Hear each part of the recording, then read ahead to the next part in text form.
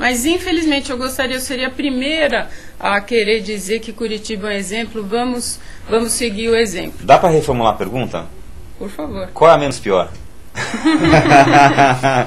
Mas aí, eu gosto do Rio de Janeiro, né? Rio de Janeiro? Eu gosto muito de São Paulo também, mas nós temos muitos problemas. Mas aí todas são ruins. Eu diria que todas estão no mesmo pé. Mas nós temos uma luz no fim do túnel.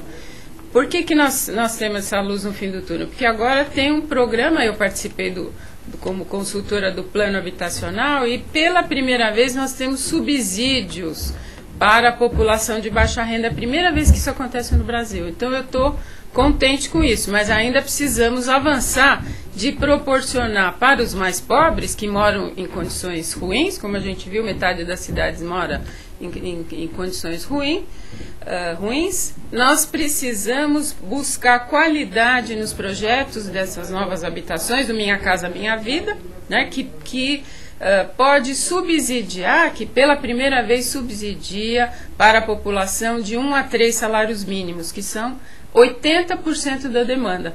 Então, desses 50% de metade da população que mora mal, 80% ganha pouco, ganha de 1 a 3. E sem subsídio não dá para produzir habitação. Então nós estamos avançando. Quem sabe um dia nós vamos ter cidades melhores se a gente perder também essa visão setorial. Então a gente está vendo que a gente precisa desfragmentar as coisas do planejamento urbano para poder ser mais efetivo. Desfragmentar a visão municipalista, que só pensa nos seus limites administrativos, desfragmentar o setorial de habitação, de transporte, e pensar as coisas de forma mais integrada. Mais integrada. Qual a segunda pergunta que nós temos aí? Olha só, bom, deixa eu pegar aqui. Essa pergunta veio do Linha Direta, foi o Alberto que mandou.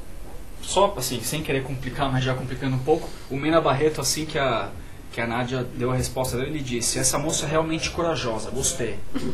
E aí o Neto fez um comentário, queria saber se a Nádia concorda. Ele disse: o Moarama, no Paraná, é uma cidade planejada. Ponto. É o que ele disse. E a pergunta do Alberto, Nádia, é uma pergunta curiosa, que ele diz: como a falta de planejamento urbano implica no aquecimento global?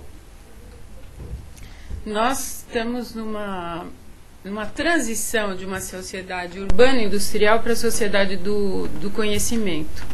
Então, o nosso planejamento urbano, como ele atende aos interesses do desenvolvimento do lucro, o que aconteceu é que a gente foi dilapidando, industrializando as nossas cidades, porque era importante para as cidades se industrializarem, e desconsiderando os recursos naturais. Então, o que a gente tem? Cidades poluídas, com o ar poluído, cidades congestionadas, cidades sem áreas verdes, sem parques. Então, o que a gente precisa é justamente ver que ações de sustentabilidade podem nos adequar para essa nova sociedade do conhecimento que a gente está, que não é mais industrial e, portanto, não tem mais na fábrica a unidade produtiva, mas hoje a unidade produtiva é a própria cidade e não é o município. A cidade é maior do que os municípios. Então, a gente precisa pensar novas alternativas de mobilidade que reduzam as emissões de carbono. Precisamos continuar pensando em mais parques, em mais áreas verdes. Eu fui injusta, claro que tem cidades boas. Agora fui convidada para fazer uma banca em Maringá, né? E aí eu gostei muito, uma cidade com parques, áreas verdes e, ao mesmo tempo, resolvendo seus problemas habitacionais, né? Então, no Paraná nós temos Londrina, Maringá, no norte do Paraná nós temos algumas cidades boas, no sul do país, em Santa Catarina, Rio Grande do Sul, temos cidades boas, mas as cidades estão melhorando. Eu fui injusta e a gente não percebe, mas os programas sociais que estão sendo implementados têm melhorado as cidades do Nordeste. Eu visitei Fortaleza, Natal, Recife ultimamente, fazia 2, 3 anos que eu não ia, eu percebi diferenças. As pessoas estão menos pobres, estão consumindo, então temos uma massa de consumidor que hoje é consumidor, mas poderá pensar também como fazer um consumo mais sustentável e, portanto, se juntar a esse processo público de pensar ações de sustentabilidade, ou seja, reduzir transporte individual, ampliar os transportes coletivos e de massa, outros transportes alternativos de bicicleta. Ontem está tendo um fórum de pesquisa no Mackenzie, ontem apresentaram o caso da China. Eles estão mudando na China, as ruas antes eram desenhadas para as bicicletas, e agora eles estão mudando, infelizmente, estão indo no sentido oposto. A gente devia ver como é que a gente abriga melhor outros transportes alternativos, por exemplo, a bicicleta. Ok, nós vamos fazer um intervalo rápido agora para os nossos comerciais e a gente volta daqui a 2 minutinhos com mais Urbanville ao vivo para vocês.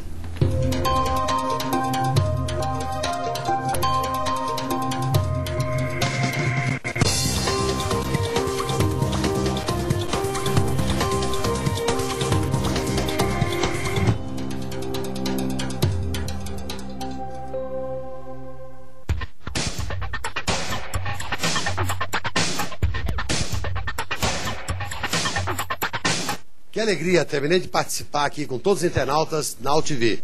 Esse é um exemplo que tem que ser seguido por todas as emissoras, porque sem dúvida nenhuma a internet é a comunicação do presente e do futuro. AltV, a sua emissora.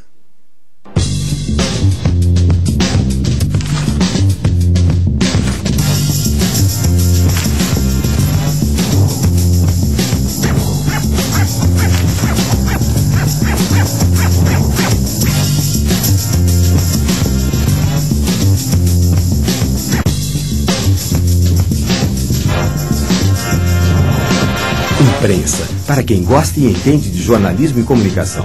Acesse e leia.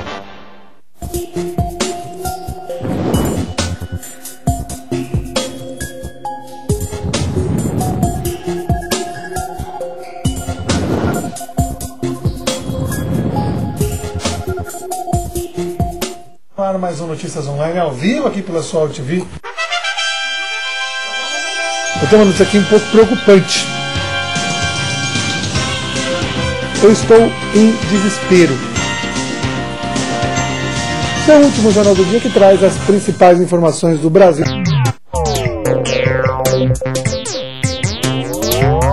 Olá, eu sou César Job, eu acabei de dar uma entrevista aqui para o José Gallegos, aqui na AltV. Fazia muito tempo que eu não venho aqui, eu vim logo no começo. Eu lembro de ter dado uma entrevista muito divertida para uma bancada de jovens, e dessa vez eu vim conversar com um amigo de longa data e vi que aqui continua tudo muito divertido, muito à vontade. A gente fala o que quiser e a gente tem resposta imediata pelo computador, e isso é muito gostoso, ter essa interatividade que a gente acha que só tem no Twitter, mas tem também na televisão. Muito bom, gostei. O primeiro jornal do mundo era talhado na pedra e levava dias para ser escrito. O primeiro de papel circulou na China. Demorava dias para desenhar tudo aquilo em Nanquim. Depois veio a prensa móvel de Gutenberg e mais tarde a rotativa. Mas nem assim a imprensa acompanhava a velocidade da notícia. Isso só veio com a era Ed News. Ed News, movido pela notícia. Tire suas dúvidas sobre a influenza A H1N1. Estou grávida e tenho uma dúvida. Como devo me proteger da nova gripe? As grávidas devem adotar precauções. Evite ambientes fechados, sem ventilação e com aglomeração de pessoas. Lave sempre as mãos com água e sabão e nunca tome medicamentos sem orientação médica. Quando a gestante deve procurar um médico? Gestantes devem ter atenção especial. Se apresentar qualquer sintoma da gripe, febre alta, tosse, acompanhado ou não de dor de garganta, procure imediatamente seu médico ou uma unidade de saúde. Ministério da Saúde. Brasil, um país de todos. Olá, eu sou o deputado federal Edson Aparecido. Estivemos hoje aqui com o Marcel no AltV Debate, podendo fazer uma conversa muito importante sobre as eleições de outubro. Eu espero que todos os internautas que acompanharam gostaram e esclarecendo suas dúvidas. Um grande abraço a todos.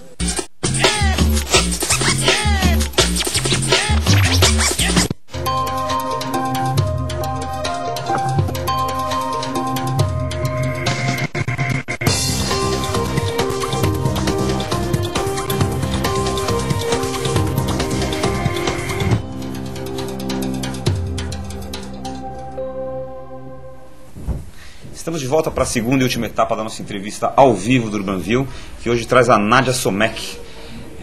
E nós vamos começar aqui o nosso quadro Urban Flash, justamente falando de um livrinho aqui, um livrinho que a Nádia acaba de traduzir É um livrinho do François Acher, um francês. Ele é arquiteto e urbanista também? Não, ele é sociólogo. Ele é sociólogo. Ok.